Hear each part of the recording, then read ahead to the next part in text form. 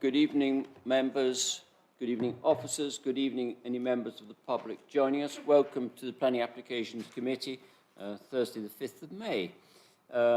First and foremost, can I formally welcome Councillor Noble to this merry band, the most important committee of this council, I would suggest, but I could be accused of being biased. We have no fire instructions, so apologies. I have Councillor Alloway and Councillor Tedder is substituting. Welcome, Pat, like the good old days to see you here. And Councillor Whitcroft and Councillor Rice is substituting for, and Councillor Betton is on his way, possibly. We'll play that one as we go. Are you agreeable that I sign the minutes of the last meeting? Thank you.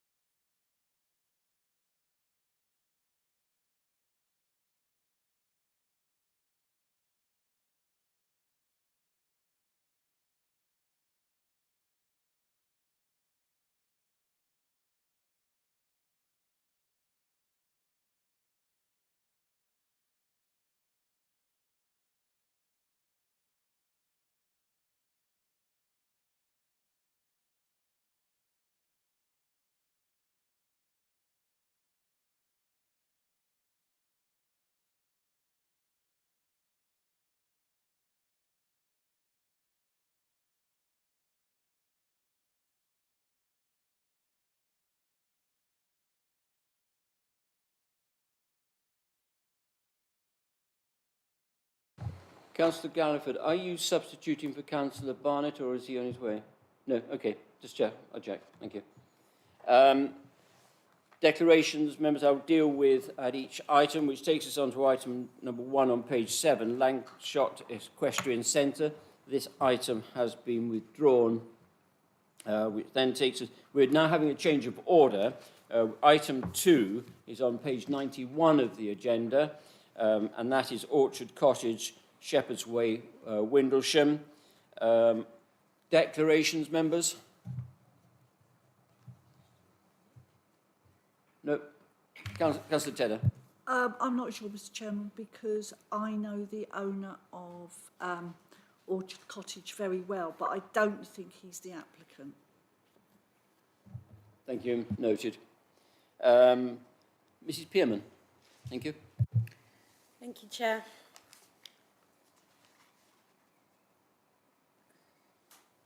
This application seeks permission to erect a care home on a greenbelt site on the Chertsey Road between Windlesham and Chobham. Members may recall that permission was granted for a care home, bungalow and doctor's surgery on the same location back in 2015, and the previous permission has been implemented, which is an important consideration with this application, as the previous care home could therefore be constructed in any case. There are a large number of updates on the update sheet for this item, which mainly relate to additional clarifications sought from the applicant and County Highways about parking, and clarification about why a doctor's surgery has not been proposed with this application. This slide shows the site location. It's on the southern side of Chertsey Road, on the way out of Windlesham towards Chobham, and opposite the Brickmakers Arms. The BOC site lies to the east, and there are residential properties to the west. This shows the existing site access from Chertsey Road, which would be used for the new care home. These are photos within the existing site. And this shows the existing development on the site. That's Orchard Cottage, the bungalow on the left-hand side, and that's Hyams Builders Yard, which is at the bottom of the site on the right-hand side. And this is the existing western boundary of the site. These trees would remain. This shows a proposed site layout. The existing access from Chertsey Road is shown to the north. This would be used for the new care home, and there will be a gate set back from the access, and this is to prevent members of the public using the car park to access the SPA, which is almost opposite the site. The car park would provide 33 spaces, which is the maximum number of spaces required by County Highways parking guidance for a 66-bed care home. And County Highways have confirmed that this parking requirement takes into account the provision for staff. Whilst the number of spaces is less than the previous proposal, that proposal also had a doctor's surgery, which is not proposed. A comparison of parking levels for this site and other care homes in the Surrey Heath and other care homes operated by the developer is on the update sheet. So there would be courtyard gardens to the east and the west. There would be also a new access into the bungalow from the car park. And there would be gardens, more formal gardens to the west of the site. So this shows the full site layout, which also includes a less formal area to the south. This is proposed to have an informal path, which can also be used by the care home residents. I've put this is the extant proposal layout on the right-hand side as well, just so you can compare. In terms of size, as set out in the report, the current application is smaller in footprint, floor space and volume. Its width is approximately the same, but it's smaller in height and depth also than the previous scheme. You can see that the doctor's surgery was previously proposed here on the site of the bungalow, and there was a bungalow previously proposed on the site of the builder's yard. But the bungalow and the builder's yard will remain the same with this application. So this slide compares the two front elevations. So the one on the top is the current proposal, and the one below, just for information, is the previous proposal. They're not to scale, so please don't use that as a size comparison. The Council's Urban Design Officer originally objected to this scheme. However, several revisions have been made to improve the design and ensure it's of a high standard, and the Urban Design Officer is now satisfied with the proposal. This shows a comparison between the rear elevations. Again, this is not to scale. And this is the eastern side elevation. So there would be solar panels on the proposed scheme, which would make it more energy efficient. And this is a comparison between the western side elevations. As you can see, the previous scheme on the bottom had a basement car parking, which is not proposed here. This is a comparison of the floor plans. Again, they're not to scale. The number of bedrooms has increased by 1, although the size overall is smaller. On the ground floor of the proposed scheme would be 24 of the bedrooms, as well as a reception hall, lounge dining rooms in the centre, here and here, a staff room, kitchen, laundry and cinema room. This shows the two first floors side by side. The proposed scheme would include 42 bedrooms at first floor, as well as a library, salon and shop. 4 of the bedrooms overall would be double. And this shows the basement car parking that was previously proposed, but there's no basement with this application. And then these are some computer-generated images of how it would look. So this is obviously from Chertsey Road through the gates. This is part of the front elevation. That's the rear elevation. And these are the east and west side courtyards. The application is recommended for approval as it is considered to be an improvement in greenbelt terms than the previous scheme, as it is smaller overall.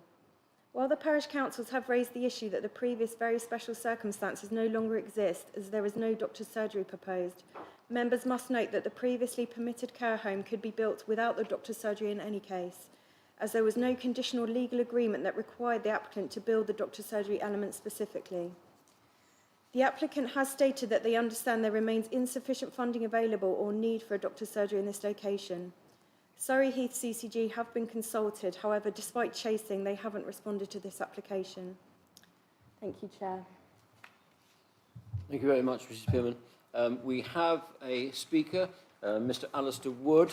Can you hear me, Mr. Wood?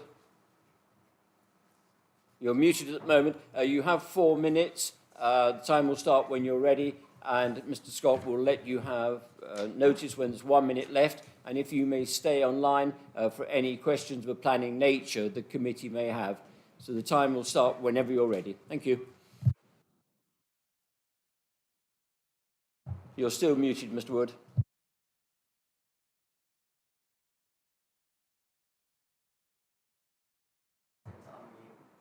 You're still muted. Can you hear me? We can now, thank you. Excellent, thank you. Okay, good evening, Chairman, members of the Planning Committee. My name is Alistair Wood, and I am the Planning and Development Manager for the applicants, L&T Care Developments. Thank you for this opportunity to address you this evening. L&T is a company that specialises in the development and operation of care homes for older people, and have successfully developed in excess of 100 such facilities across the country over the last decade. Within the current application process, we have worked positively and proactively with your officers, particularly with regard to the design and appearance of the development scheme, that which is before you this evening. What we are proposing here is very much a local community care facility intended for occupation by people in need of care who are already resident within the local community or that have strong local connections. The care home is planned to provide both general residential personal care and more specialist residential dementia care, and is designed to be flexible in its ability to adapt to local needs and demands. Our objective is to provide very much a home, a great place to live for those in need of care, and for that matter also a great place to work for staff that will be generally appointed from the local community. We have been involved with this site now for well over a year, and we're very conscious of the extant planning permission for a care home on this site. And also, we are very alert to the site's special characteristics and sensitivities and those of the surrounding area. On this basis, in seeking what is effectively an amended scheme to deliver a care home on this site, we have sought to reflect the extant scheme as closely as possible, while seeking to provide an L&T style care home that we are confident will work more efficiently and effectively for all. In this respect, we propose a building providing a similar level of accommodation in an almost identical siting, of a slightly lesser scale and massing, and a more attractive building in architectural terms, in our view. We propose to reuse existing access in a very slightly modified form to accommodate segregated pedestrian access, and to retain all of the site's most important and positive attributes, with almost all the trees around the site to be retained. We've provided a full suite of ecological reports appraising the value and worth of the site and its surroundings in this respect. And we are intending to sensitively conserve the ecological value of the area in a manner which is satisfactory at this stage to Surrey Wildlife Trust and Natural England. We have carefully assessed our position in relation to car parking and proposed to wholly meet the maximum level demanded by the council's adopted parking standards. Importantly, the design also seeks to deliver all of the home's energy requirement from on-site renewable sources in the form of a ground source heating and cooling system and an array of solar photovoltaic panels to the secondary roof slopes. Just to sum up, Chairman, our principal objective here is to deliver the best and most attractive care home possible, and to provide a quality of facility that is very special and that the local people and local community of Windlesham very much deserve. Thank you, Chairman. Happy to answer any questions that any members of the committee have. Thank you very much indeed, Mr. Wood. Members. Councillor Tedder. Thank you, Mr. Chairman. Mr. Wood, good evening. You Good evening. mentioned several times about the residents of Windlesham and that there'll be a preference for people. Can you tell me a little bit more about your plans to accommodate people from Windlesham that would like to go into your care home? Well, I'm talking in a fairly general sense, but we've got quite a bit of experience of operating care homes, and what we find, and this is how it occurs on the ground, if you like, that people don't travel far to access their care homes. So when we build in any location, we generally expect people to come from, or future residents to come from no further than 3 to 5 miles away, and very much often closer.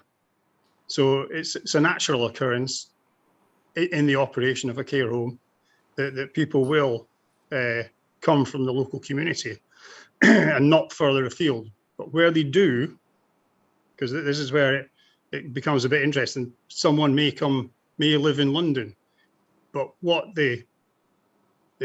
occurs there is that the reason why a person is in a care home such as this is that they have family who live within the local area. So there's that strong local connection that I mentioned. So very much we're looking at very much a local community facility for local people, but it goes further than just the residents. We look at our care homes as supporting the local community because people have elderly dependent relatives and need a facility to look after them whilst people get on with their day-to-day family business and the rest. Does that help? Thank you. Councillor Tedder, do you want to come back in? Yes, please. So I gather from that it is an expectation that they will be close at hand, but there's nothing actually full actual benefit of the people of Windlesham. It's just an expectation that your residents will come from Windlesham, Chobham, Bagshot, Lightwater and further afield. It's an expectation, but it's an expectation based on our experience. If you recall at the beginning of my address, I mentioned that we've built over 100 care homes. So we've looked at the profile of people who occupy our care homes. And what I'm conveying to you tonight is what happens in a natural sense. People don't travel far from their place of residence to access care. People generally access care either from within their local community or within their family's local community. So as again, I say that we don't only provide the facility and service to the resident, but to the families and wider community. Thank you, Mr. Wood. Thank you. Thank you. Councillor White. Good evening. I was on the planning committee when the last application was heard, and one of the things that was appealing about that was the amount of car parking spaces and where they were going to be situated, which would have been underground. You've moved away from that and you're just doing the minimum amount that is necessary, which I believe is going to cause problems in Windlesham because there is restricted parking on that road, and we all know from experience in the borough that where there is a nursing home, there is excess parking always without exception. My second question is the other thing that was appealing about the previous application as well was the situation of a doctor's surgery, which is not coming into this one. I know the officer did explain in a way that, but that was one of the appealing things when we had that last application, and that was part of the very special circumstances that we agreed to. Can you tell me why you're not doing either of those proposals this time? We've made a decision that we don't need to accommodate car parking underground here. And I think one of the things you said there, we're providing the minimum. I think that's not correct. And I think the officer said this, and I'll say it again, that we're actually meeting the maximum standard. So it's not a minimum standard, it's a maximum standard. Now, our point of view here is that we would normally build care homes of this size in a similar locations, and we think 25 spaces is sufficient. But in this case, we have, without any debate, provided 33 spaces, which we believe is the maximum standard demanded by the adopted parking standards. So that's more than we would normally believe is necessary to meet the operational requirements of the care home.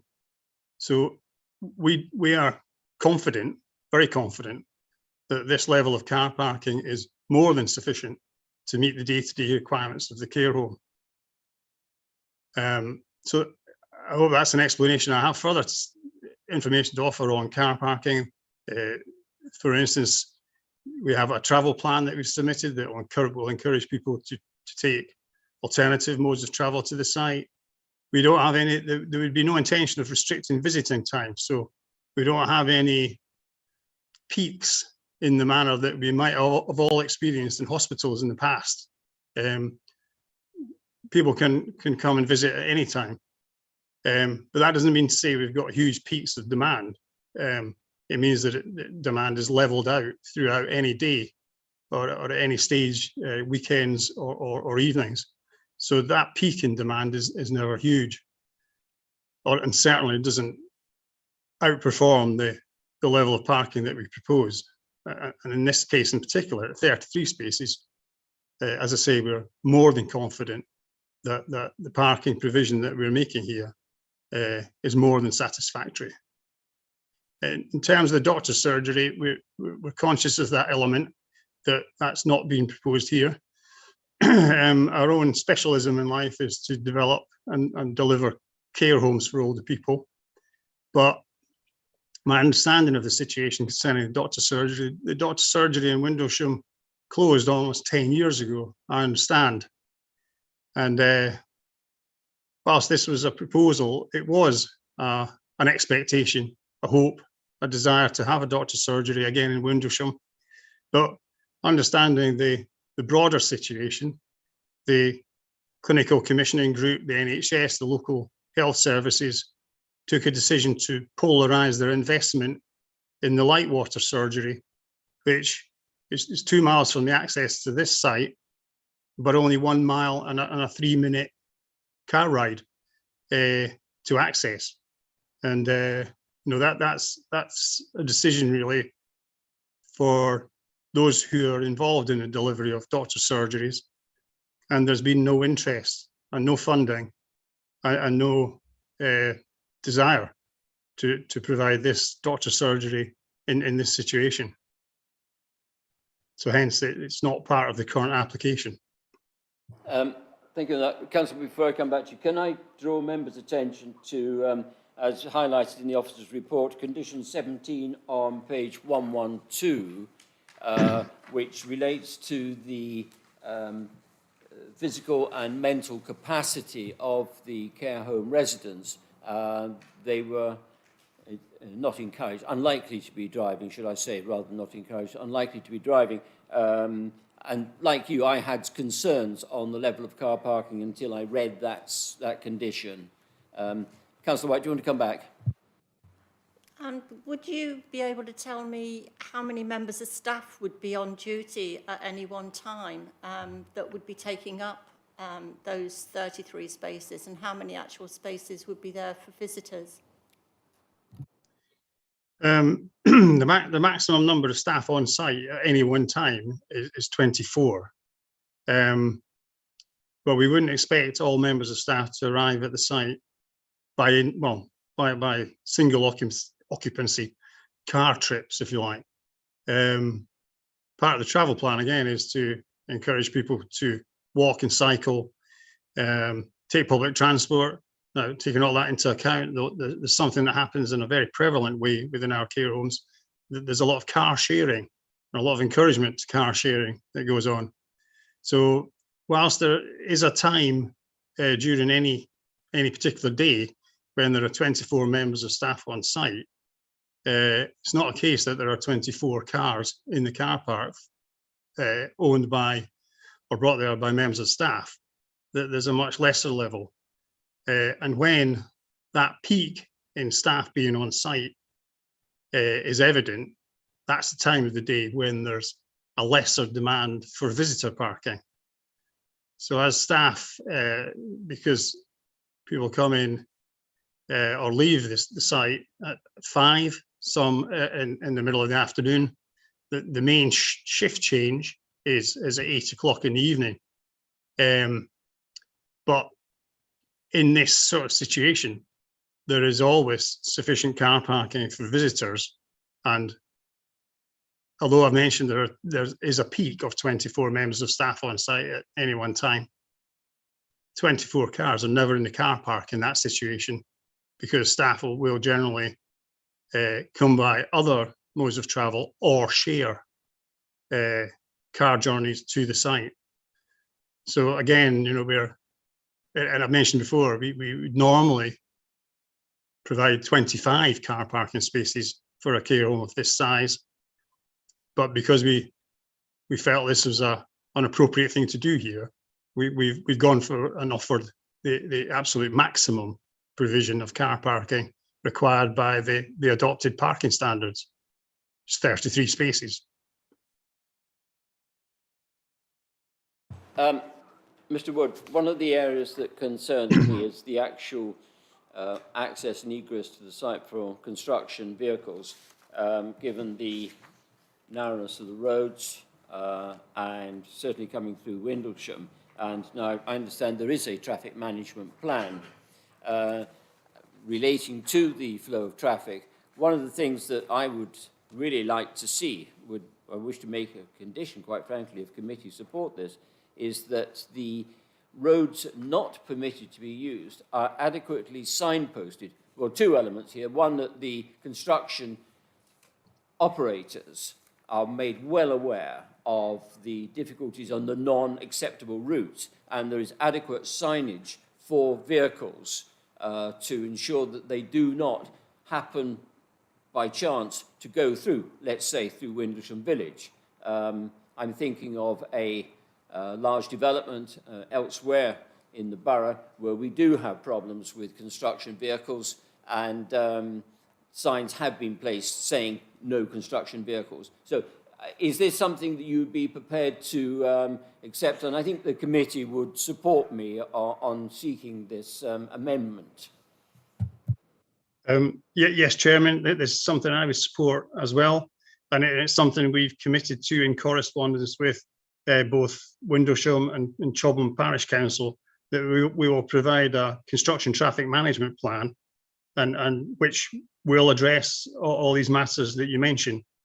I would just say that this, although it may appear like a large building, the amount of deliveries of a construction sense to a site such as this is not huge. It's not 600 houses. It's only a care home, but that's not, nonetheless, there is construction traffic that we would seek to agree with officers and the council as to how this is best addressed and how this best services the site for the benefit of all. It's not our intention in any sense whatsoever to cause undue disturbance or upset to the locality, and are absolutely supportive of the requirement for us to provide this reassurance in a construction traffic management plan. Thank you. Members, any other questions for the Speaker? Councillor Morley. I was wondering whether the developer would actually consider that having very generous parking condition would be a good selling point to those people who are considering using your home, and also people who are around always like to be able to recommend good nursing homes for people who might be asked. And I always think to be able to recommend that family and friends would be able to visit easily at any point would be an excellent selling point. I can respond, Chairman. I mean, I don't disagree. I think that's correct, but we think that is what we're providing here. We were asked this question, I think, again, in correspondence with one of the parish councils, because there was concerns about parking in relation to other care homes within the locality, and we did an analysis of those other care homes, their parking provision relative to the size of the care homes, and we are very much providing in excess of any of those other care homes, but by a considerable amount. So again, I absolutely agree with the point that you're saying, that it is one of the things that's attractive to anyone who needs to use a care home, that visitors can park easily, people can easily access and egress the site. And we believe that we are providing that with the level of car parking currently proposed. Thank you. Members, any other?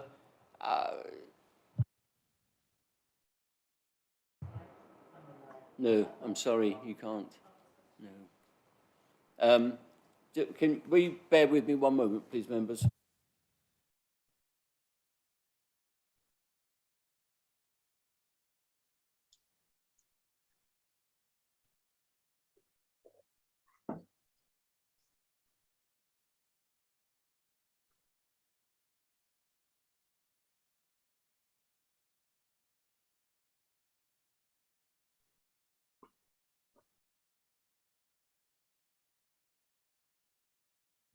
Sorry, members. Sorry, Mr. Wood, about that. There was another question, and it relates to the Windlesham Neighbourhood Plan and the parking standards contained therein, in that this is a residential unit, and the officer's going to put me on the straight and narrow on this one. It's not within the plan area. It's just outside. Right, I knew I'd be put right. Councillor Rise. Thank you, Chair. It's just, and I'm noting condition 17 regarding the, and it's regarding the GP surgery. I'm just wondering, with the loss of the included GP surgery within the site, and now the expectation that any medical care will be provided from the light water surgery, will the care home be providing transport to and from for all residents to that surgery? If there is no surgery nearby, if they are physically frail, it's very unlikely, and if they do not have access to their own cars, it's very unlikely they're going to be walking to the light water surgery. I'm just wondering if what transport is going to be provided for all residents within this care home. Well, there's two options here, isn't there? That the resident could attend the surgery and transportation would be provided by the care operator, if that were to be the case. But quite often there's a potential for GPs and doctors to visit the care home. And that's something, again, that happens quite on a very frequent basis because of the physicality of the residents. So that side of things can be one or the other, but mostly I would say GPs visit the care home. Now, you might think that's a burden on the GP, but what we have said and always will say is that by having those in need of care to the degree required to access the care home, a GP can visit not only one person on that visit, they can visit several people. So there are economies, if you like, in terms of the GP's operation in being able to visit the care home. But it would be for the care home, if it were possible, for the resident to go to the surgery to provide transport for them in that respect. Or, as I say, most frequently, GPs will more than likely visit residents at the care home. This is quite normal, if you like, within the operation of care homes. And we always say that we offer a support facility, if you like, for the NHS, for the GPs in the area, and offer efficiencies in terms of paying visits to members of the public in need of their attention. Thank you. Councillor Rise, did you want to come back? Yes, thank you, Chair. So thank you for that answer, Mr. Wood. My concern now is we've already heard from the officer and from yourself that there is little funding for GP provision in this area.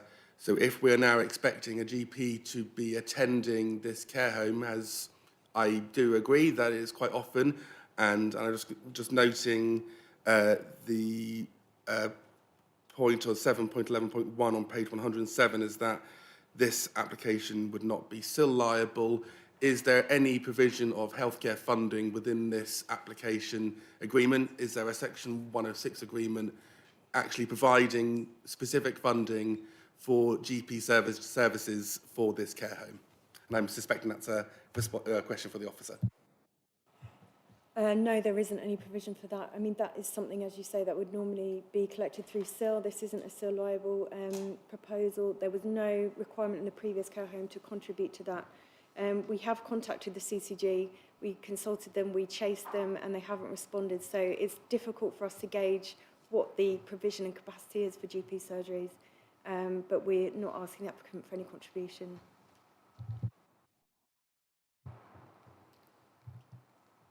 So I was just trying to... Councillor White, were you... did you indicate you wish to speak? So do you want to go first? And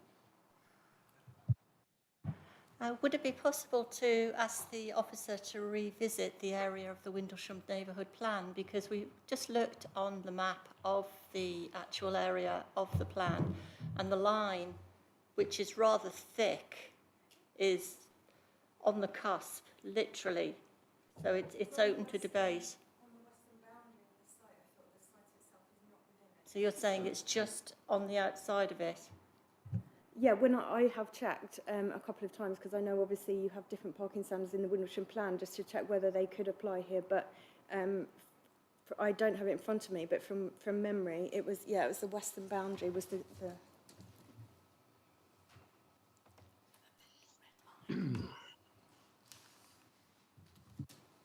Yeah, I mean, it appears to me the site is outside, it's clearly outside the boundary. Councillor Black.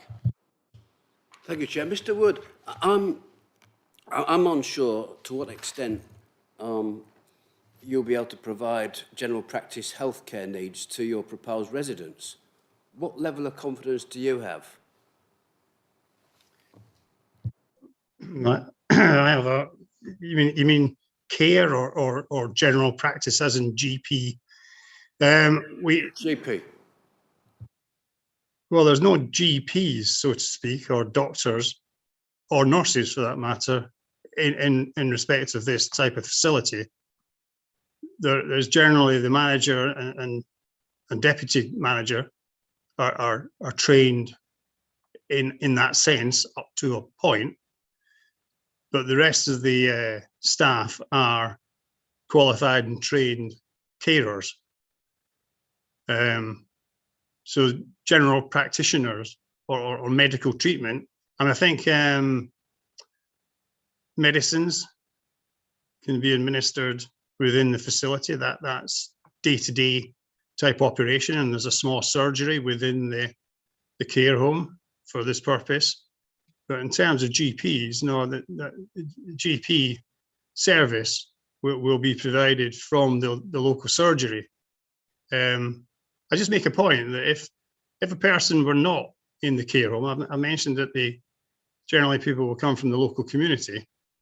If they were not in the care home, they would still be in a physical condition whereby the GP would need to, if they didn't visit them in the care home, they would be visiting them in their own home, spread out around the area.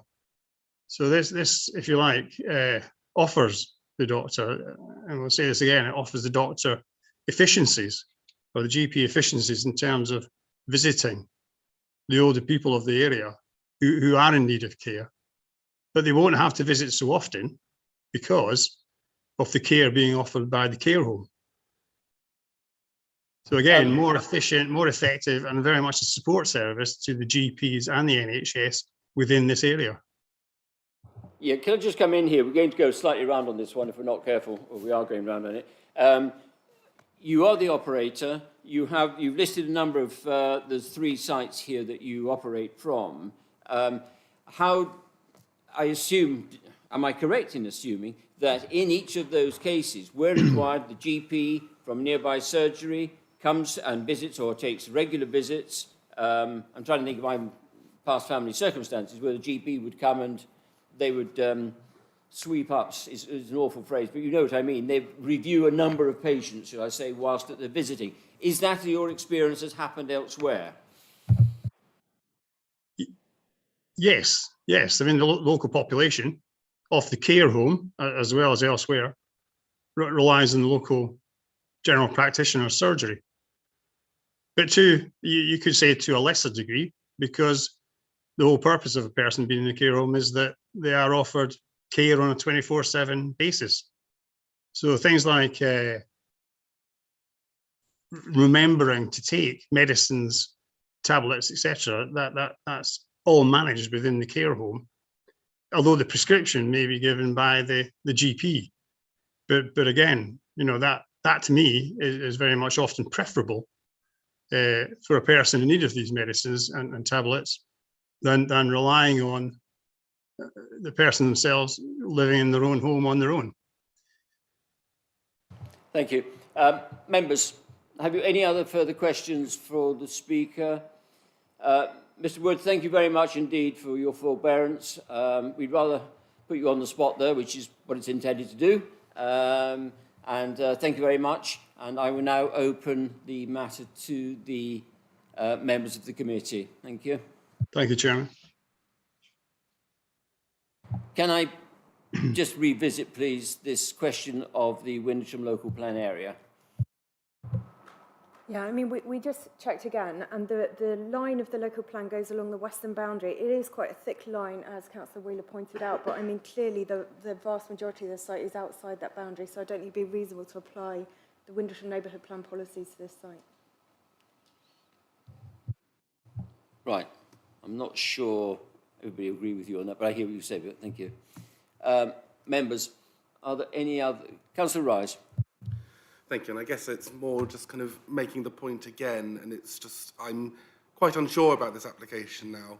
Coming in, from reading the documents, I thought I understood it, and now that the fact that there is no extra funding for the GP provision, and I accept that there are efficiencies with a care home, that a GP is able to go to that care home and see potentially 66 residents. I understand that, but there is no guarantee, as Councillor Tedder pointed out, there is no guarantee that the residents of this care home will be existing residents from Windlesham or even from Surrey Heath. It's expected. So in effect, we are potentially increasing the population of Windlesham by 66 people, which will be an additional burden on the local GP service, which we all know in Windlesham is difficult, especially in the east of the borough, it's difficult. And with the fact that there now is no extra funding for GP services and for the health service in that area, it will add a burden onto the provision of GP services in Windlesham. Obviously, we also have to take into account that while the residents in their care home will have 24-hour care, they are also more likely to require more detailed and more expert care because of their existing conditions and their health status. So I think it's really important that, well, it's very disappointing, and I appreciate that officers have chased the CCG, and if the CCG is not responding, it's very, very regrettable. I just kind of wanted to really highlight the fact that we are potentially increasing the burden on the local GP service with no extra funding, with no actually extra funding for a GP, maybe once a month, to have to leave the GP service to go to a care home to provide that service. It is, and I think it just goes back to the previous permission. And while even in 2015 there may not have been a conditioned requirement for that funding, I would imagine, I was not a member of this council then, I imagine that the provision of a GP surgery next to a care home would have influenced or kind of assuaged concerns from members of this committee in 2015 of those concerns which I am raising now. So I think losing that GP service, even if there is no funding, and I do appreciate that, this is a big concern that I don't think is really being addressed by the applicant or by the planning officers, in the sense of if I would have liked to have seen a request for healthcare funding provision under a Section 106 agreement or other methods, but we're now faced with agreeing an application which will potentially harm the GP provision in this borough. Thank you. Mrs Pearman? Yeah, just to point out, so when you first said we're going to be increasing the number of people in this area, just to point out, the previous application has been commenced. So the applicant could already build a care home with 65 bedrooms. So there will be no difference in that regard between that and this scheme, apart from the one, obviously a one-bedroom difference. They can still build a home, and still that requirement for healthcare services would be almost the same between the two applications. So they could build that previous scheme without building the doctor's surgery. We've also had a number of care home developments in the borough. I'm not aware that we've ever asked for a specific contribution via 106 to healthcare, unless somebody else wants to correct me. I'm not aware of any either, and unless you've got the evidence from the health industry, the Clinical Care Commission to back that up, and if they put in a specific request for that, you would have the evidence, and there may be grounds under the terms of asking for Section 106 to take that route forward. But without that evidence, or without that information to go forward, then frankly asking for that is really outside our powers, and imposing a Section 106 on the applicant would be unreasonable. If I'm right in thinking, Councillor Rice, in your own division, there was a major development and no doctor's surgery, and the CCG, there we're talking 1,200 houses with considerable more residents, and the CCG would not support a doctor's application there. And I think I'd support Mr. Partington has said on here, but I just flag that one up, that you have experience of that. Did you want to come back on something else, something different preferably? Well, it's just the point of, I wonder, in the officer's expertise, in the previous application, there was a GP surgery provided.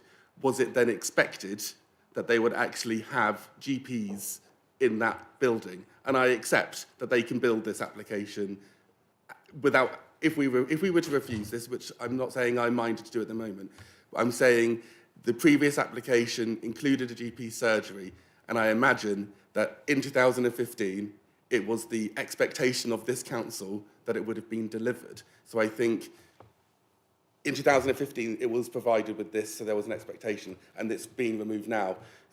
What is the impact of that? And I imagine the answer is that you don't know because the CCG is not giving you an answer. Yeah, I mean, the CCG, as far as I remember, didn't respond to the previous application either. So I think at that time, although it was part of the application, it was never a certainty that that was going to be built.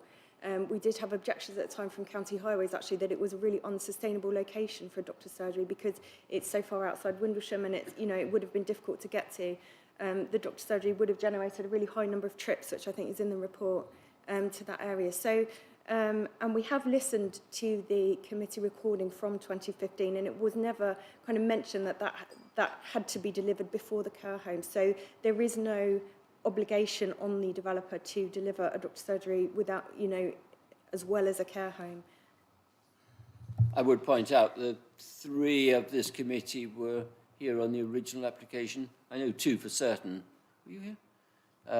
And Mrs. Pearman was the case officer, so there is a fair amount of... It was an aspiration, certainly, of the committee from memory, but it was never made as a condition.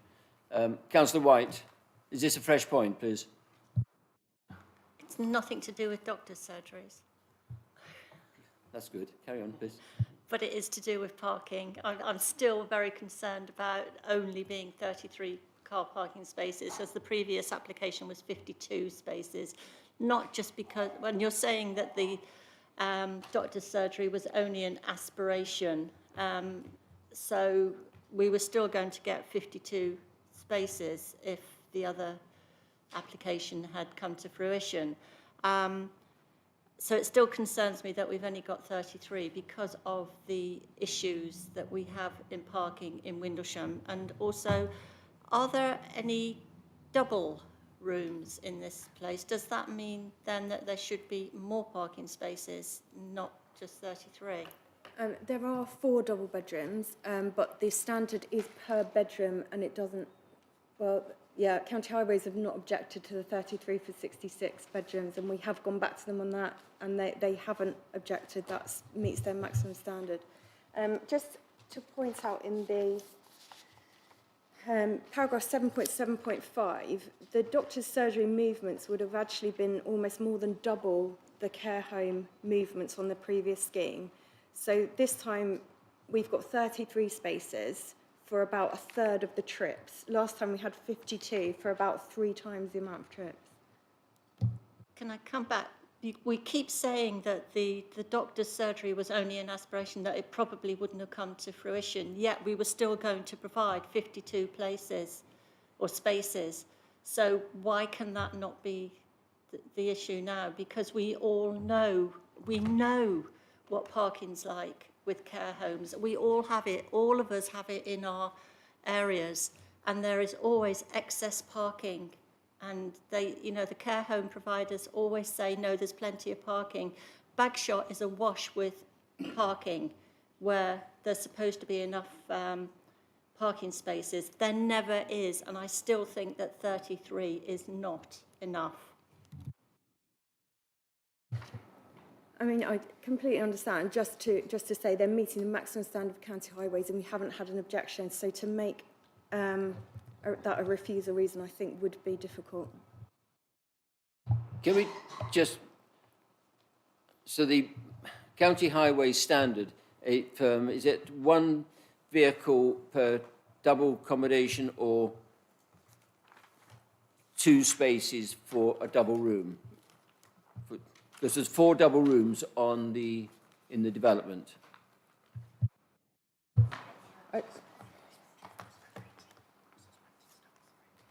Yeah, I think I did check this, and John's just passed it to me. It doesn't specify double or single rooms. It just says, here 1 space per 2 residents or individual assessment, and we've been back to them several times, and they've not objected to the amount provided. Okay. Yes, Councillor Black. Thank you. I note in the report that what the officers are saying is that because of the very special circumstances last time, the recommendation it would be difficult to refuse this application. My question is, do we have experience of approving an application on the basis of very special circumstances and then refusing a reapplication? Or is there case law? I think you just really struggle. If we refuse this application and the applicant went to appeal, I think the issue would be that they can already build a care home of very similar size. So why would we refuse something that's smaller in greenbelt terms? Maybe because there's Yes, Councillor Rice. places. Thank you. It's regarding that point. Obviously, I note in the update that if we resolve to grant permission, this goes to the Secretary of State for review. Can you just explain why the Secretary of State has because we've had decisions where we've amended previous applications and it's not had to go to the Secretary of State. And I'm just a bit, can you just explain that process? Yeah, I mean, this isn't an amendment as such. It's a fresh application because it's a new developer, it's a new build, so it's not an amendment as such to a previous one, although obviously it is a care home on the same site. Because of its size and because it's in the green belt, that's the reason. It's a departure from the development plan, so we would have to write to the Secretary of State after. If members resolve to grant permission, then we would have to run it past them, but from memory last time they didn't have anything to say about it. Right, members. I think we've time to come and, I was going to say park because I'm not sure it's right. Yes, Councillor Taylor. Thank you, Mr. Chairman. I've listened to all that's said this evening, and I was on the original committee for this, and one of there was 2 major benefits for Windlesham which have now been taken away. One was the doctor's surgery, and you may say now it's an aspiration, it was this. I understood, sitting in this committee, that the doctor's surgery was going to be very much part of it. And I remember somebody spoke from the audience and talked about the CCG and it wouldn't happen and there was no flavour. But we were confident that they would be the doctor's surgery. Now, Windlesham has lost their surgery. It is in Lightwater. It is the most awful place to try and park. I'm not taking anything away from the doctors because I have no criticism of them.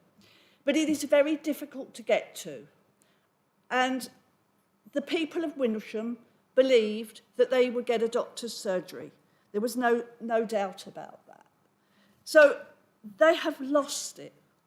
They have lost that doctor's surgery. And therefore the special circumstances no longer stand, I don't believe. We talk about the SPA, and with this loss of car parking, I'm afraid that the little unmade car park on the opposite side, which is to the, if you look at to the east of the brickmakers, which is used constantly all day long with walkers who use the Sunningdale golf course. That will be taken up because you're going to go to work, oh, can't park, I'll nip in there, nobody will know, nobody polices it, and they will lose that. I know it's only my expectation of this, but they will lose it. And I think that is unfair. And to talk about car sharing, there is no public transport. The people can't even get to Lightwater on the bus to the doctor's surgery. So they have to walk, or it has to be a car or Windlesham Care. So this is done away with what Windlesham expected.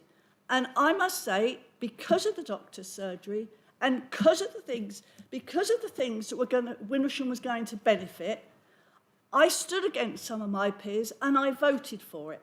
I supported it.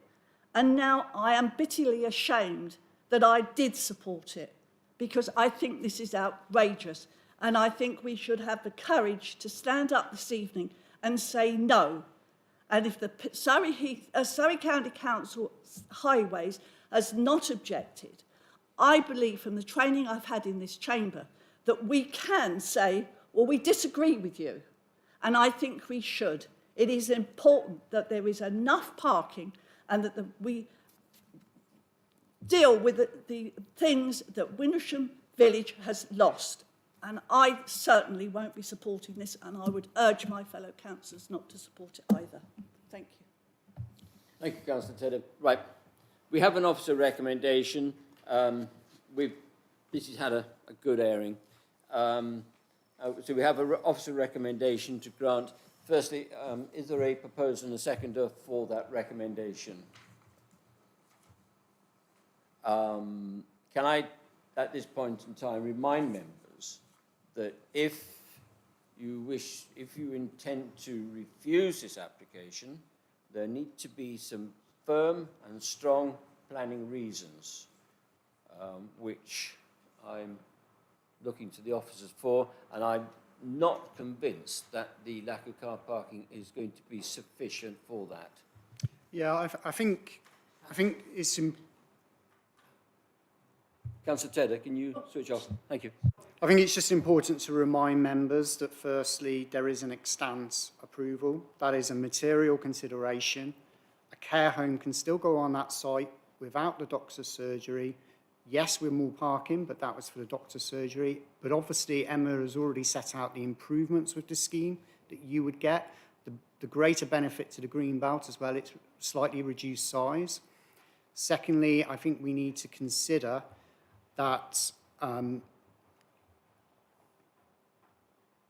the impact in terms of county highways, they are your technical experts. They give you the advice. You do not have any technical evidence to go against county highways. And if you go to appeal without that technical evidence, potentially the application, the appeal will be thrown out, will be dismissed for that reason.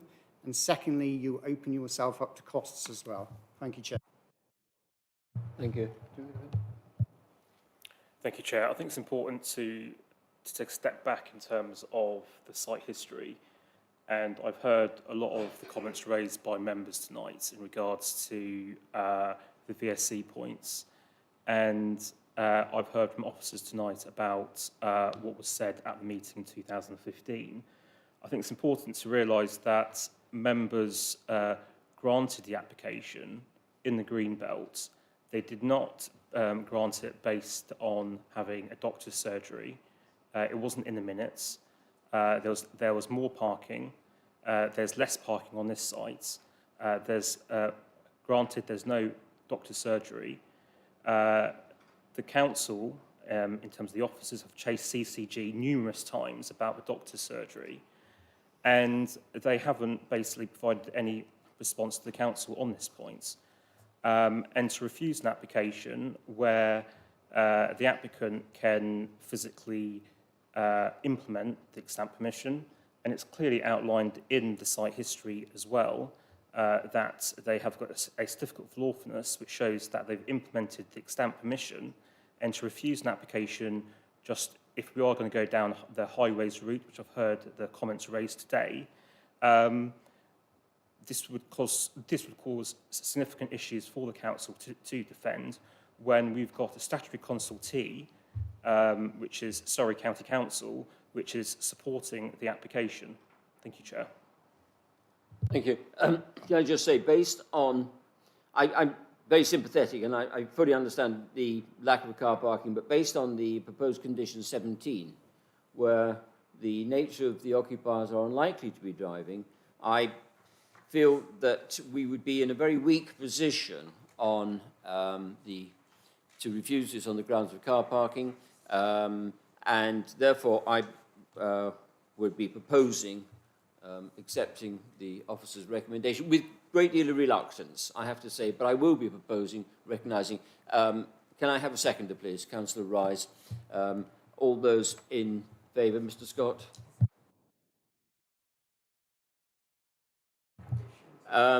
Yeah, I think the point on the signage, Mrs. Pearman.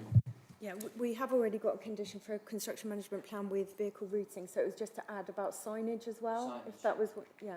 Yeah, it was the signage on the routes not to be used. Whilst I'm keen not to have a proliferation of signs around the countryside, I think Councillor Tapper and I have seen the benefit of mostly drivers obeying the signs. Certainly going near a school, which we have on this site as well. So, Mr. Scott, can you be kind enough to members? Roll call, please. Thank you. Members, please indicate if you're going to be voting in favour of the officer recommendation as amended.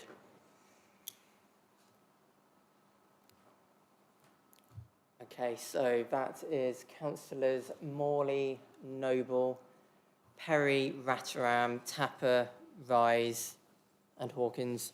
Against? And against Councillors Tedder, Black and White. Members, that has been carried. Thank you very much. Thank you, Mr. Wood. Members, we will now go to, thank you, Mrs. Pearman, for that one, item 3 on our agenda, which is page 27, Hudson House, Camberley. I will make a group declaration as the applicant is Surrey Heath Borough Council. Are there any other declarations to make? No. Mr. Carty, you're in position. Thank you.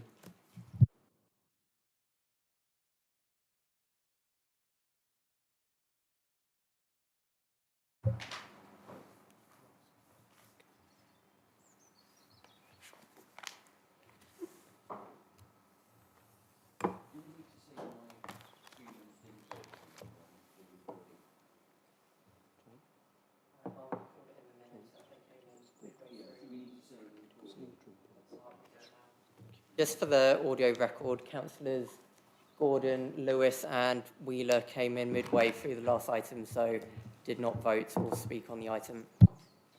And that is in terms of the Constitution, as an important point. Thank you.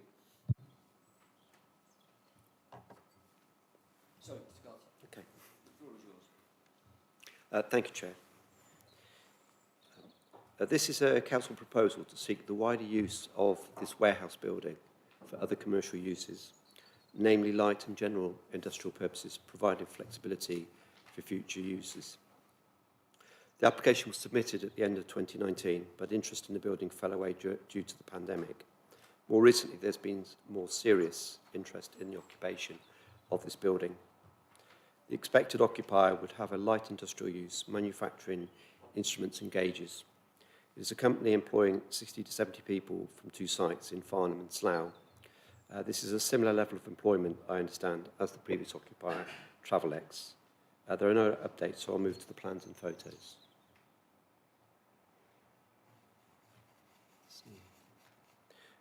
This is the application site outlined in red. The motorway M3 runs along the north edge of the plan with Frimley Road to the right-hand side. The Blackwater Valley Road runs parallel on the bottom edge of this plan. with the Lion Way Business Park to the south. The site is located on the north side of Albany Park and faces Frimley Road. It sits alongside the Matalan store to the north. It's located in the core employment area with the nearest residential properties in Gilbert Road on the east side of Frimley Road. This plan shows the building on the site, which has its ancillary offices to the front in its L shape and an open-air warehouse built structure to the rear. Parking for 68 cars is provided at the front, side and rear. The main access for servicing is to the rear, with two side accesses for cars, one to the back and one to the front. This is the application building with a view of it from Frimley Road, and an alternative view from the rear taken from Albany Park. These are taken within the building with the ancillary offices and the main warehouse building. These are the elevations. And this is the floor plan which shows the layout of the former user. As you can tell from the photos, it's now been stripped out. The building has 3,600 square metres of accommodation in total and was built in the 1980s. There are no objections to the proposal on local character, residential amenity or highway safety grounds. The application is recommended for approval. Thank you, Chair. Thank you very much, Mr. Carty. Members? Councillor Wheeler? Thank you. I don't know if I have to declare a weird interest, but actually my sort of current employer does rent some accommodation on Albany Park. And actually part of my question, I suppose, does relate to the knowledge of what goes on there. So just to declare that I work for Frimley Park and they have space there. We say it's light industrial. I suppose my only concern, and I appreciate that we don't own the other buildings, and therefore I think we need to be very mindful of any accusation that may come our way, is light industrial can be quite noisy, and most of the offices around there are offices. And so it was just really to understand any noise impact mitigation that may be necessary, whether or not they have been taken, or to reach assurance that we couldn't end up with something that was so noisy that it created a problem for other residents. The application is to increase the number of uses to light industrial and general industrial. Light industrial is an industrial process that can be undertaken in a residential area without harm to that residential area. That's how it's defined. General industrial is not. It's the heavier industrial, the noisier industrial processes. This is clearly in the light industrial area. That's what they're proposing at the moment. But just be aware that the proposal is to widen it to include those other uses. In this location with the properties to Gilbert Road in particular, which are on the other side of, if I go back to the plan,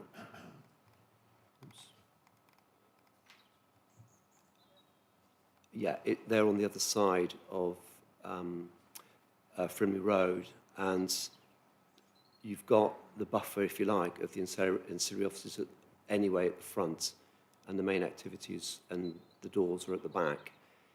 And noting its location so close to the M3 and the Frimley Road itself, it's felt that with the background noise ambient levels at a higher level, this is not considered to be harmful in terms of a use.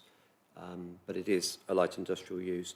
There is in the report 4.2, it talks about without naming the occupier, it talks about it's a company that provides expertise in the design and manufacture of quality instrumentation for the measurement and control of fluids, solids and gases for all industrial plants and equipment.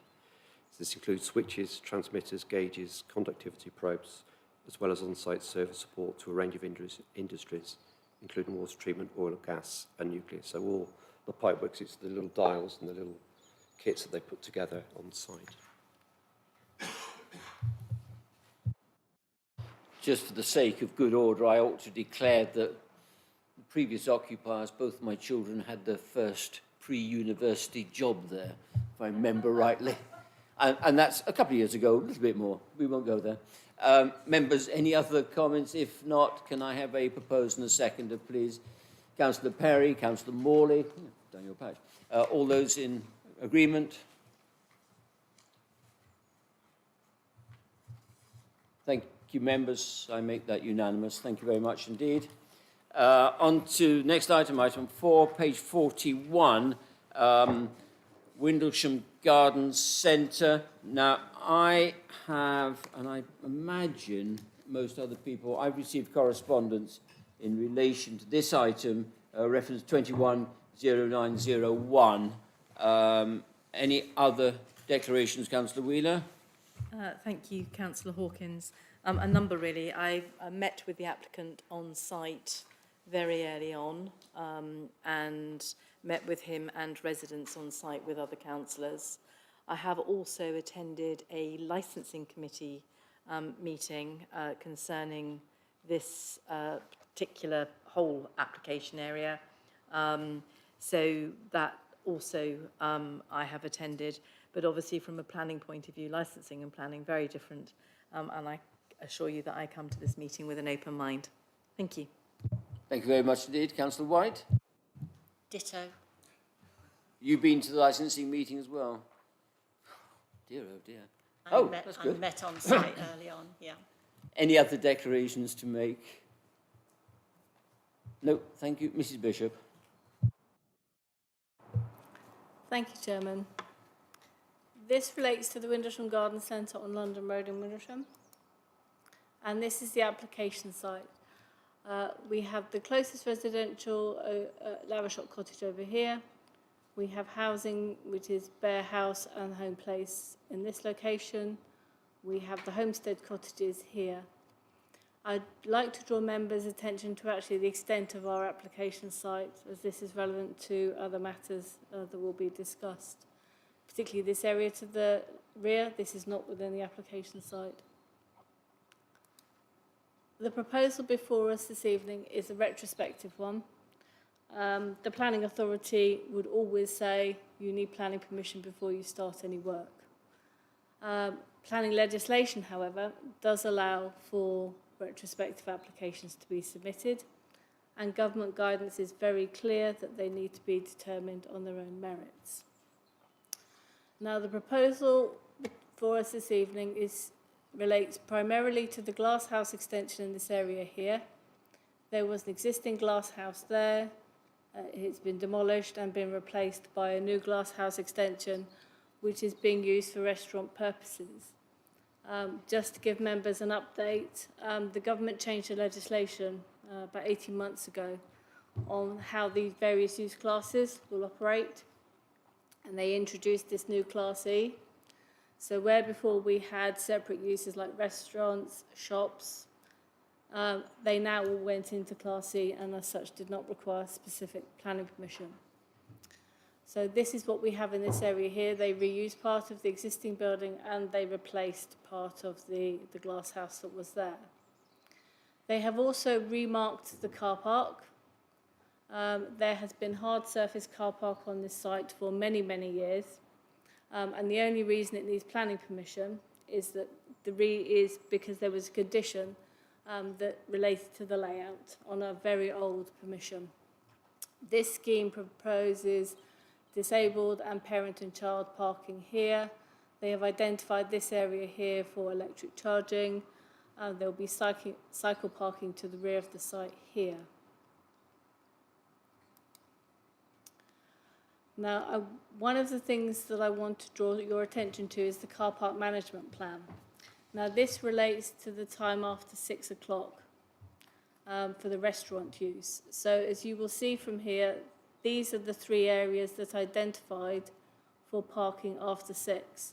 They are screened from residential by the conservatory company here, the existing home furnishing building here, and obviously by the building that has been built in this location, and also the furniture store that is here, as well as the main buildings over here.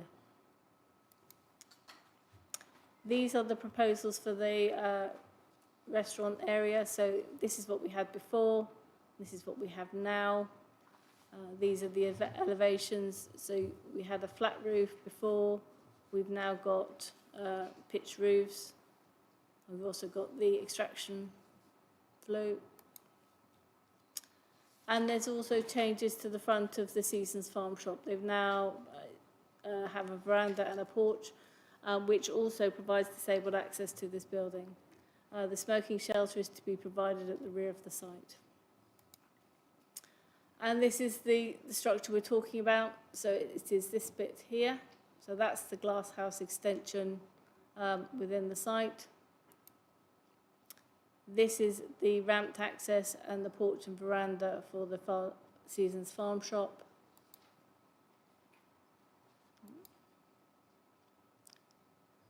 These are, oh, I will go back one.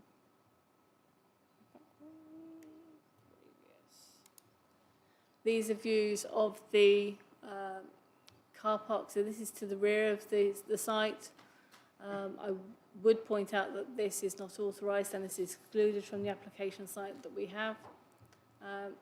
This is where the smoking shelter and the cycle parking would be. This is at the front of the site, so this is the Seasons Farm Shop here, and this is where the evening parking would be. This is Bear House and Home Place. There would be no parking after 6 o'clock in this part of the site at all. Again, this is a view down towards, looking towards the A30. So the buildings are on your right here, and this is the car park that's been laid out. And this is another area by the conservatory place at the beginning, at the entrance of the site. And again, this is one of the areas identified for the evening use. So let's go back.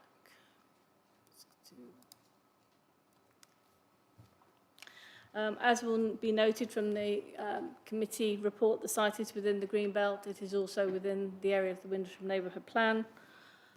We have got, as the report sets out, the officers do not believe the development to be inappropriate in this location. Having regard to the part of the building that was demolished, the proposed glass house is not considered to be materially larger. The car park, the changes to the marking of the car park and other works are not considered to conflict with Greenbelt objectives in terms of preserving openness or with any other purpose of including land within the Greenbelt.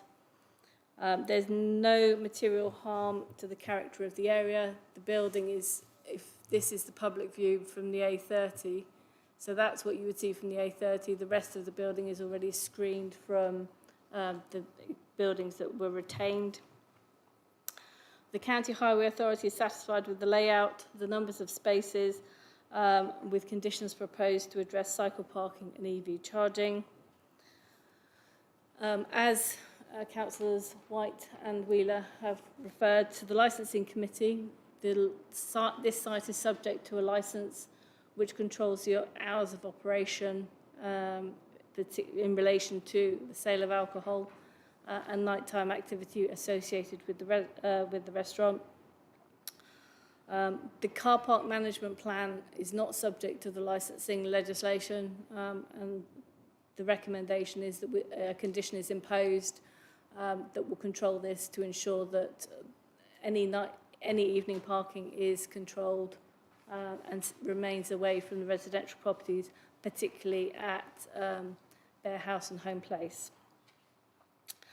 Matters relating to delivery, servicing, noise associated with that, lighting, noise and odour fall to be determined or controlled by Environmental Health, and as they have set out in their consultation response to us on this application. The recommendation is to grant subject to conditions and the amended condition 4 on the update sheet, which just clarifies that the condition relates to cycle parking. Thank you. Thank you, Mr. Bishop. Can I just confirm that the condition on the parking is condition number 2 on page 50?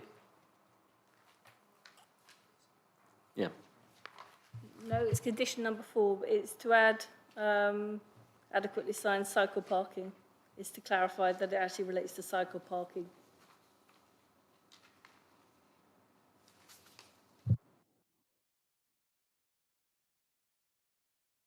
Right. Thank you. Members? Councillor Rise by margin. Thank you, Chairman. It's just regarding the parking plan, the car parking plan, and obviously just about the restricted areas of the car park after 6 p.m. I'm just wondering what actually is going to be in place to restrict that car parking after 6 p.m. Are there going to be barriers? Are there going to be traffic wardens? I'm just a bit. Is it just going to be a sign saying please don't park here? On page 49, the key components of the management plan are set out, and they say the evening use of the restaurant is via bookings only, and all bookings will receive a request saying they use the designated evening parking spaces. The designated spaces will have appropriate signage. A car parking attendant security guard would be employed to direct vehicles and ask people to repark if necessary. And they say that the small number of people who could be there before 6 o'clock, if they are a restaurant, they will be told to move into the areas designated for the evening use. Thank you. Councillor Tapper. Thank you, Chair. I'd just like the officer, please, to point out on the plan where the location of the proposed electric vehicle charge points will be. I actually couldn't figure out where exactly it was within the car park they were actually going to be. Sorry, could you repeat that, Councillor Tapper? Do you mind? Sorry. Sorry. Yes, the electric vehicle charge points. I was unable to identify the location within the parking spaces at this site where those charge points were going to be located. Could the officer point it out on the map to show which of the parking spaces are the ones which are going to be enabled with... oh, right, okay. Thank you.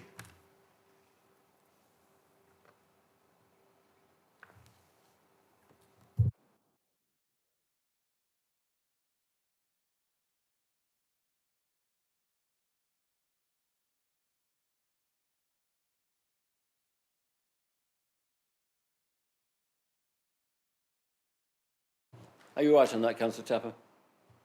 Yes, thank you, Chair. Thank you. Councillor Noble. Thank you. Could I ask the officer, please, are those electrical charging points going to be available after 6:30? After 6 p.m, sorry. Are they put within the designated parking for the evening?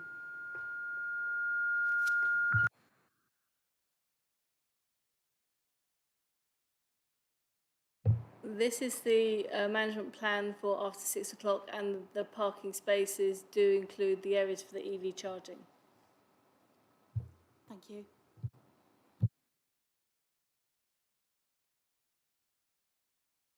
Okay, no, thank you. Councillor Perry. Yeah, I'd just like to say that I believe that since the present owners took charge here, this site has been greatly improved, and it's now a credit to the area, really. And I think they've done a wonderful job, and I've got no doubt that what they're planning here will make it even more attractive. Thank you. I would just like to say I'm not sure everybody agrees with you, but Councillor White, possibly the first one, isn't. I do have to commend the present owners that they are running a presentable business as to what was there before, but with this application being retrospective, it has shown the problems that can arise in the evenings when there is antisocial behaviour from people coming to and from the restaurant. I suppose we should have declared we copied in on emails to the manager of the garden centre, who I believe isn't there anymore, and this is in his name, and complaints night after night on the weekends, sometimes the weekdays, with the noise, the toing and fromming, the early morning lorry deliveries that come in before the opening times that have been indicated on the next application. And we've got a lot of very unhappy residents that live in that area, and with this being retrospective, it's shown the problems that can be thrown up from this sort of thing. If it was an ordinary garden centre that opened from 8 till 6 or 10 till 6, whether it's Saturday, Sunday or a weekday, then there wouldn't be any problems. But because this is running as a restaurant site as well for evenings and weekends, it's causing a lot of angst to the neighbours.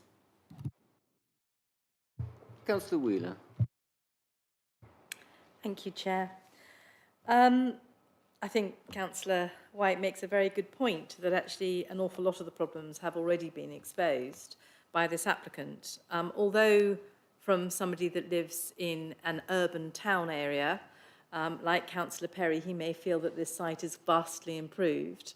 I have to say what was a small garden centre with a number of appropriate businesses running from it, with an unconcreted car park, and with developments that had been done lawful and with the appropriate planning permission, this is certainly a very, very long way from that.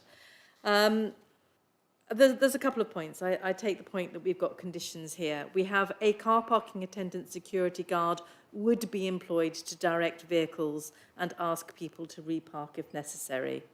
The applicant has been open and trading for quite some months without the appropriate planning application, and yet he has not seen fit to employ a parking attendant in order to be able to direct vehicles and ensure that people are reparking if necessary. So I wonder if we could amend that to say that evening bookings should not take place until an attendant stroke parking security guard has been employed and is available to work in order to meet this requirement. The other thing that I'm very concerned about here is lighting. So there's been a great deal of interference with the neighbours and the lighting that shines directly into their bedroom window and has caused considerable issues. And I can't see a restriction on the lighting or a limiting of the lighting purely to that rear car parking area, which I feel would definitely be necessary in order to cut down on the impact on residential amenity. In addition to this, what we need to be very careful of, and having sat on and been involved with planning enforcement on a number of occasions, living in the borough, living in the ward and representing the wards that I represent, the 2 villages that I represent, I would like to know how these are enforceable and how we can enforce them. So if on a Saturday night, I turn up without a booking and they have a space and they let me in, and in fact my security guard is off sick, will the facility close down or will it continue to operate? Because actually it's very easy to say, well, I've had a problem with recruitment. We all know there's a problem with recruitment in Surrey Heath. We are very fortunate that we have a relatively low unemployment within the borough. This is not necessarily a particularly attractive job. We've got no indication of how they're going to encourage somebody to take this role or how they're going to fulfil this role. And we've got absolutely no details whatsoever as to when this role will be fulfilled. So I would like to know how we can enforce this condition. Or is it a little bit like Chobham Park Farm, where we had a condition of the number of people that should be visiting it, and we're told that condition came through this planning committee, but we're told that we can't enforce it? How is this measurable? How can it be enforced? And can we please have a condition that they should not operate out of during unsociable hours until that parking attendant is employed? That's just point number 1, I'm afraid. Point number 2 is, as I said, the lighting, and we need a lighting management plan. The other thing as well is that we've got no delivery plan here.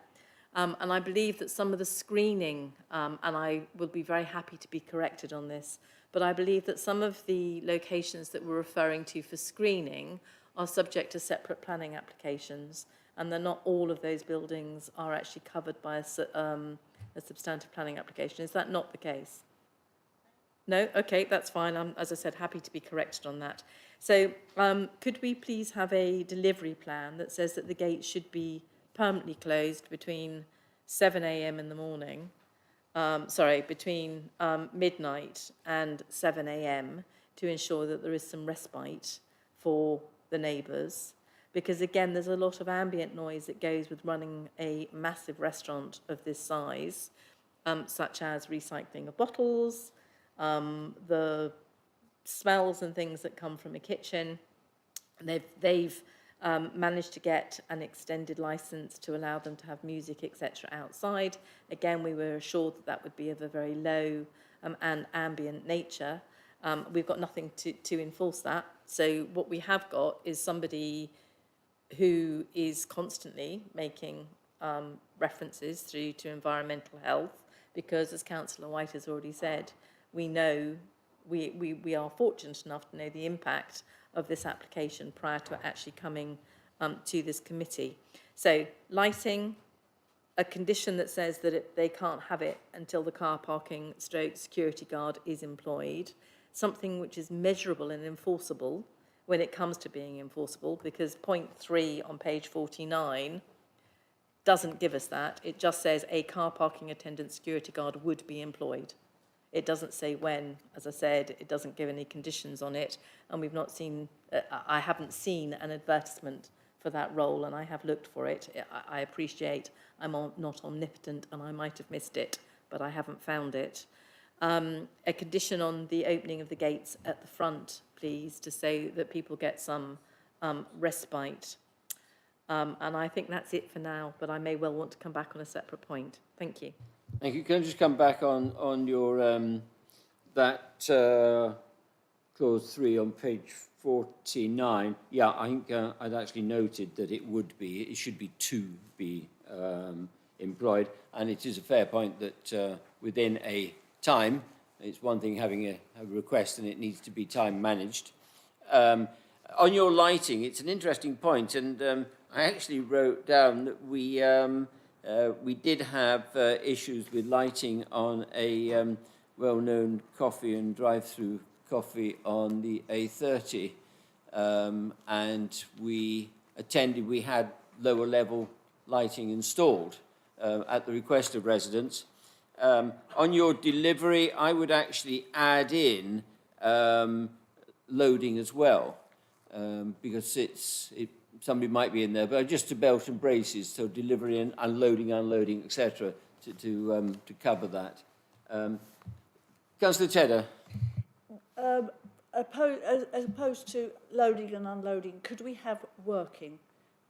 Because one of the worst things apparently on these nurseries is little sort of pickup trucks, and they beep all the time, and it is absolutely annoying, because I've had a resident that's had that problem with one just down the road, and he said you can't sleep after sometimes 4 o'clock in the morning in the summer. So no working on site before those hours. Mrs. Bishop, over to you, please.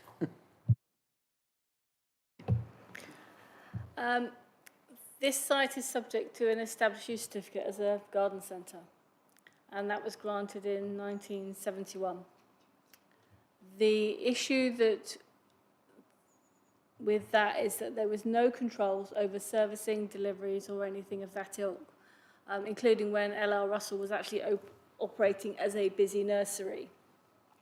However, that's not to say that given the nature of the uses that are on the site now, that I would say servicing, I would widen it out to say servicing and deliveries, so that will catch all the antisocial activities that I think the neighbours have raised. I think that's the thing that they are most concerned about, is the lorries and the activity associated with that.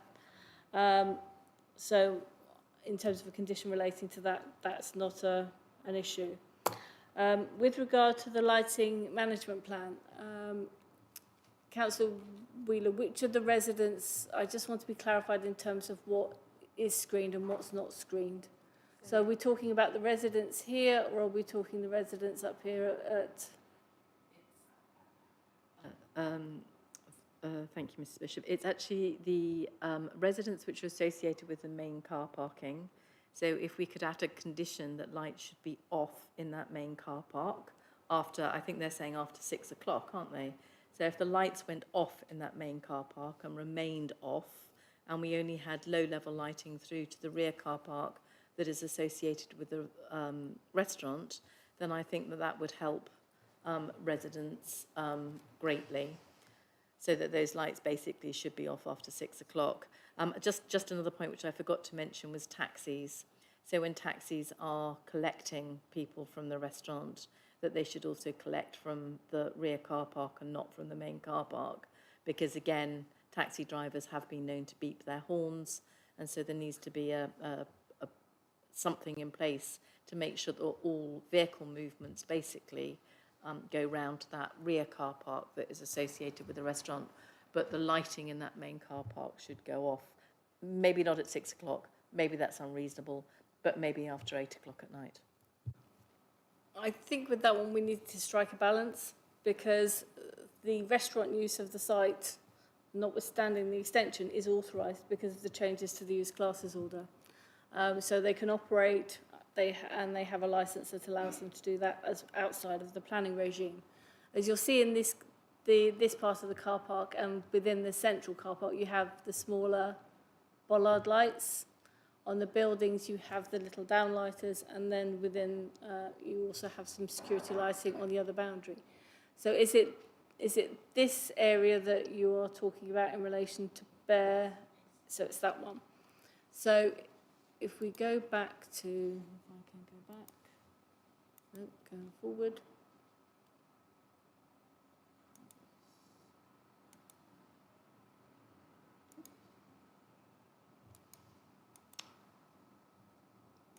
Don't you love technology?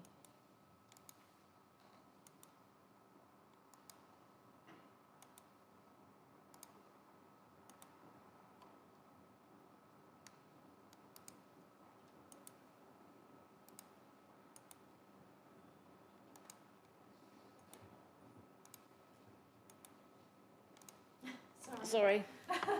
It just took me a little while to get there. So in this area of the car park, we also have an authorised A1 use on there. So I think 6 o'clock is too early, if I'm being perfectly honest with you. I think certainly in this area here, anything after, there shouldn't be any activity really in this area much after 8 o'clock associated with an A1 use. So I don't have a particular, I think we could support a condition that will restrict, switch the lights off in this area. I'm not so sure about here because everyone still has to go through there. But certainly in this area here, that would be reasonable. So could I just come in on that? That's fine for maybe customers, but what about staff that are restocking or what have you?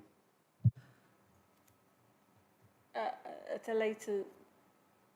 If I mean, if they're going on, I think Councillor Weed, are you with me on what I'm saying, or does that not apply? I'm not sure, yeah. So I think Councillor Hawkins, that the restocking is basically within the retail unit anyway and within the restaurant unit. So they wouldn't need to go into that area in order to restock. And given that the traffic management plan is actually to mitigate against the impact of that on the residential amenity, that actually throwing bottles around would be just as bad. So if they're running a successful restaurant, given that everything is pre-booked, and there's no walk-ons, they should be able to manage their stock, I would have thought, fairly effectively, even if they were keeping it in porta cabins outside. Councillor Tapper. Thank you, Chair. From memory, the subject of this particular application is not the only business operating from this site.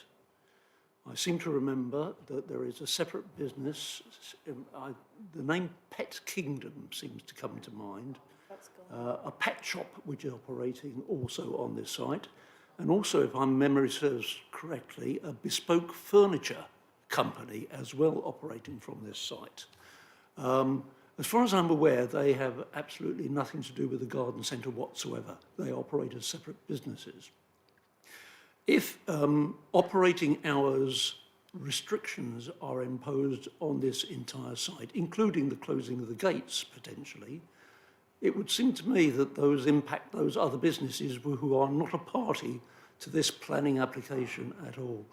Could someone give me some clarity about I think how Councillor Wood was legal it about is to for us do to that. impose restrictions on those businesses as a part of this particular application? Thank you. Thank you, Councillor Tapper. It's obviously some time since you visited the site. The Pet Kingdom and the furniture shop are both gone, and the entire site is in a single ownership. So any businesses that go on there will be presumably managed by and let to by the current owners.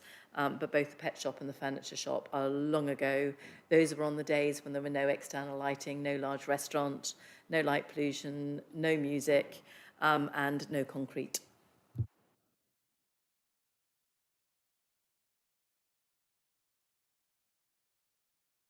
Right, members, again, we've had a... Sorry, Councillor Wood, you? Thank you, Chair. I'm sorry. Could we just have a clarification on the rewording of the conditions before we take a vote? Because obviously, as they're conditioned at the moment, I won't be supporting the application, and I'm hoping that it will be sufficiently conditioned whereby I can. So I have got a lighting management plan which relates to the hours where the illumination will be switched off.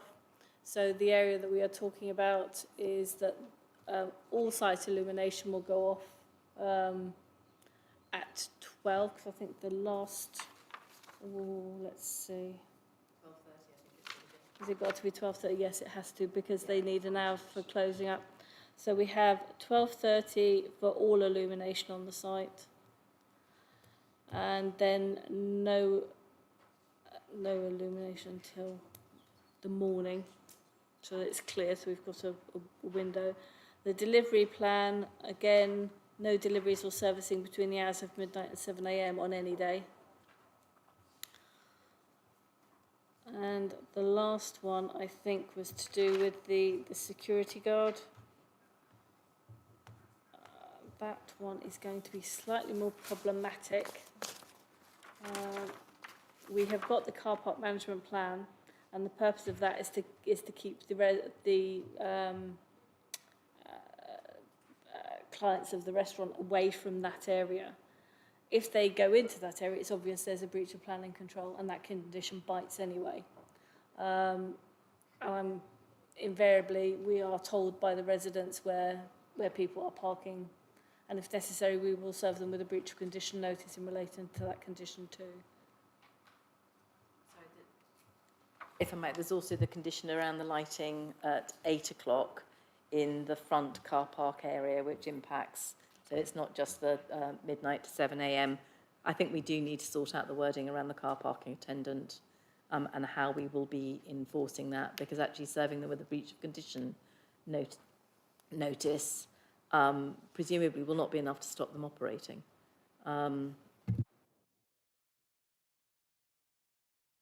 There's no right of appeal against a breach of condition notice, so it's not in their interest to do so. But given how the site has evolved, I can understand the reticence in that approach. I'm just thinking what would be the best way, because we've got the lighting management plan for 8 o'clock. We've got the deliveries from midnight to 7. We've got the overall lighting going off on the site from 12:30. And I'm not sure what to do with the attendant. I think with respect to the attendant, you've got to be quite careful, because you're going into areas such as employment outside the planning remit. So I think in terms of the enforceability of where the area is, that's quite obvious from a planning enforcement perspective. And we could quite easily monitor that. And if they were consistently, even if it happened once or twice, we would have something to hit them with, because they would be in breach of that condition. But if you start going into the employment side of things, it becomes very problematic. Right, Councillor Rice has been anxious, and I have some other councillors coming in. Thank you. It's just on the parking attendant. I think the request is that the language is clear, that so the applicant can't then just say, well, I've been trying to hire someone and I can't, so it's unreasonable for you to serve me with a breach of condition notice, which, based on my amateur understanding of that current wording, if I was running a business, that's what I would do if I couldn't employ someone. I fully expect them to try to employ someone, but the condition should be that they have to employ someone. And that's essentially what my understanding of what Councillor Wheeler requested and what I believe the committee would be willing to support. I think Mr. Partington actually made that quite clear, that it's not within the remit, but we can seek best endeavours, maybe, and they could, we can request evidence, maybe? I mean, the other thing you could do is put an informative down with respect of the car parking attendant to stress those elements. I think in terms of the actual car park management plan, you've got sufficient control there. And at the end of the day, if they came round and said exactly what you're saying, well, we can't employ somebody, well, they would have to argue that at that point in time as part of the appeal process, if need be. Well, again, there's no appeal against a breach of condition notice, but they would have to argue that accordingly. Councillor Morley. Thank you. With the time that the gates would open, would it be possible to allow the residents to have a slight lie-in on a Sunday morning, maybe till 8 o'clock or even later? Councillor Noble. Thank you. Would it be possible, excuse my ignorance and inexperience, but would it be possible to request that a physical barrier is put at that car park area?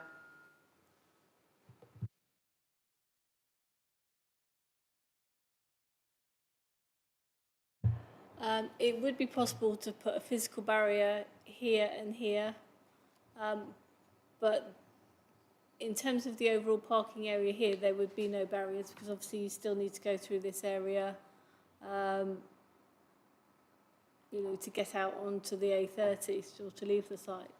But technically, yes, you could put a physical barrier that goes up and down.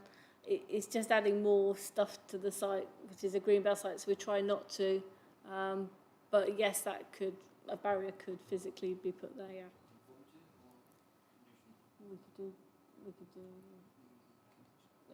condition. Yeah, we could do a condition that says that this area here,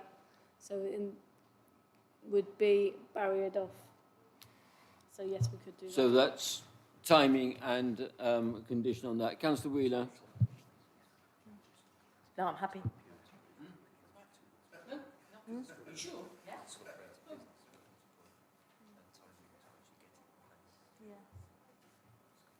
Right, are we? Do we have to give them a month to get it in place? Do we limit it to it must be in place within 3 months, or?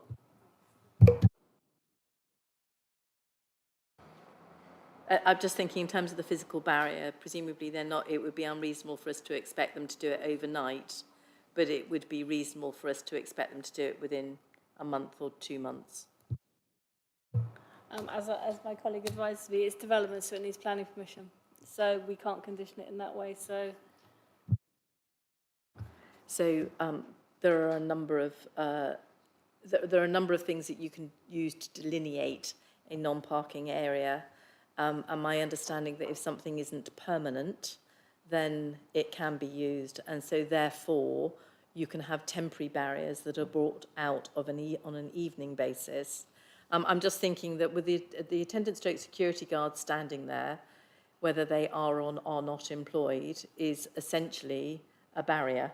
So actually they could use the things that, the barriers that you would put out if you were stopping somebody from entering an area on a temporary basis. So we can, and again, maybe in that case, we can change the wording around the car park attendant stroke security guard, whereby on the evenings that they are not available, a temporary barrier should be erected to ensure that there is no car parking in that area. So just on that point, I mean, that level of detail would be covered within the car parking management plan in terms of that level of detail.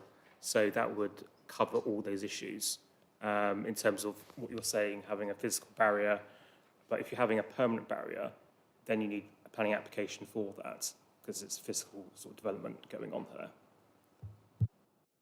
So given that it isn't in the parking management plan and that level of detail isn't here, and given that I think as a chamber we are fairly nervous about this development given the experience that the residents have already had.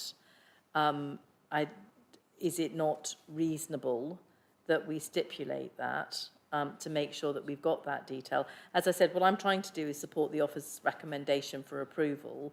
There are some things that need to be in place before I can do that. We could add on condition 2 to include temporary barriers.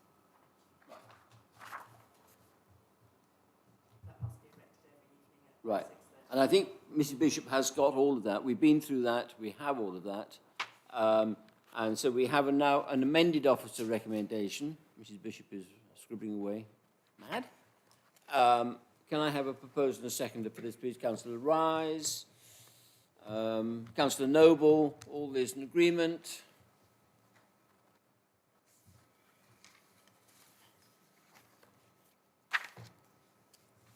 Right.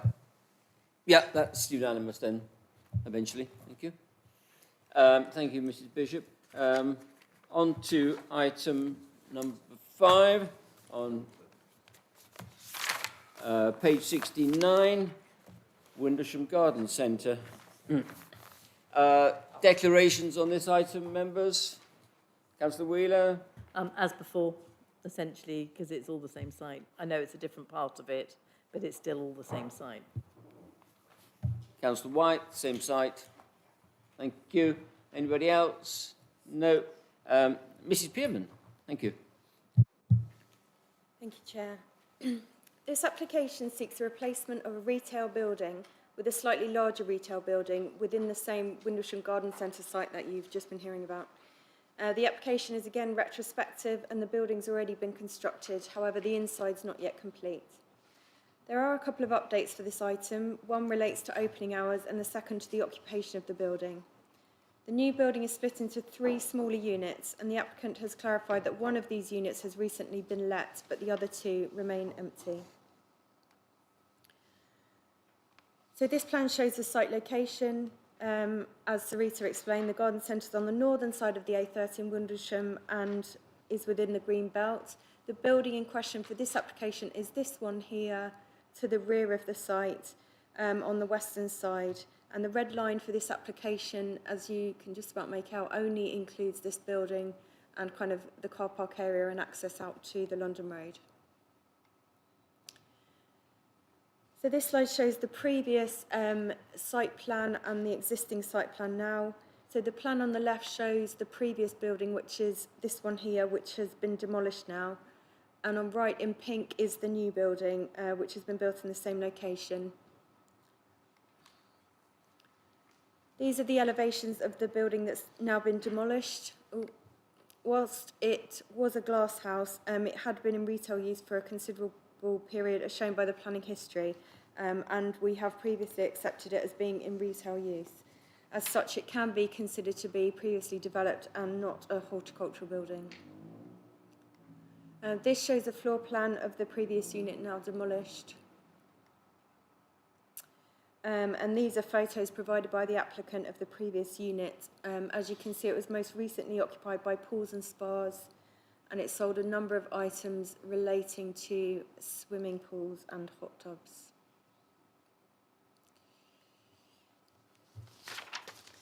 This slide shows the elevations of the now constructed replacement building. It's around 10% larger in floor space terms than the previous one, and around 47% larger in volume, with the increase largely due to the changed roof form.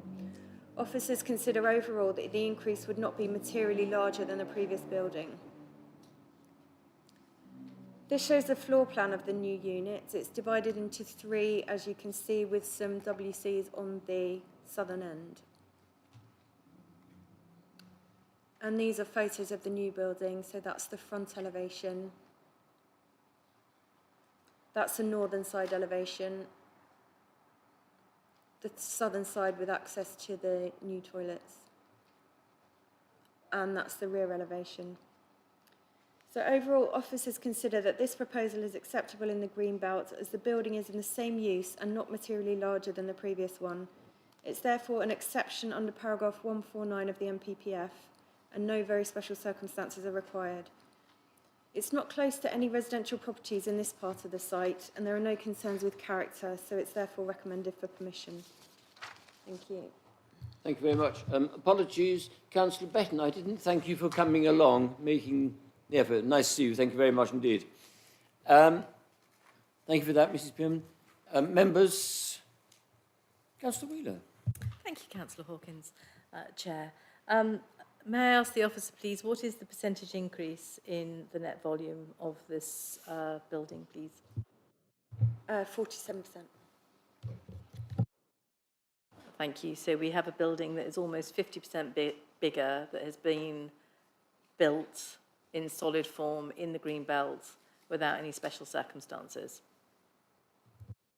Yeah, I mean, in this case, we've taken into account with the overall size, the floor 10%, and the volume's 47%. So as a kind of taking them both into account, we think it's not materially larger. So the overall volume is due to the nature of the construction, the portal frame of the building. Yeah, I mean, the previous roof form, if I go back,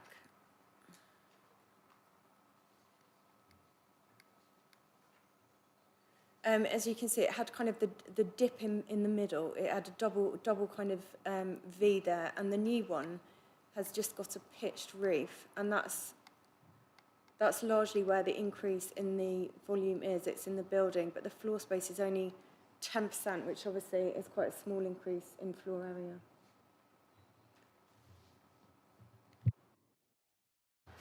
Can I just say that on the basis that this is a 47% increase in built form, volume form, I will not be able to support the officer's recommendation for approval because there are no special circumstances and this is a green belt site. Thank you. Thank you, Councillor Wheeler. Councillor Tapper. Thank you, Chair. Can you tell me, please, whether there is, and if there is, by how much, any increase in the overall height of the new building compared with the old? Thank you. Yeah, the height has increased to 5 metres from 3.2 metres. So that's taken into account in the volume calculations. I'm interested, nobody's commented on the positioning of the toilets in relation to the building that are all at one end. Going by the plan, nobody's commented on that. But that is it's not a planning issue, it's a management issue for the landlord developer. Members, are there any other comments? If not, there's an officer recommendation with the updated opening hours. And can I propose Councillor Rise, seconded Councillor Perry, all those in agreement? Voting in favour of the officer recommendation, Councillors Gordon, sorry, I'm going to go with Betton, Black, Gordon, Lewis, Morley, Perry, Ratteram, Tapper, Rise and Hawkins. Against? Against, Councillors Tedder, Noble, White and Wheeler.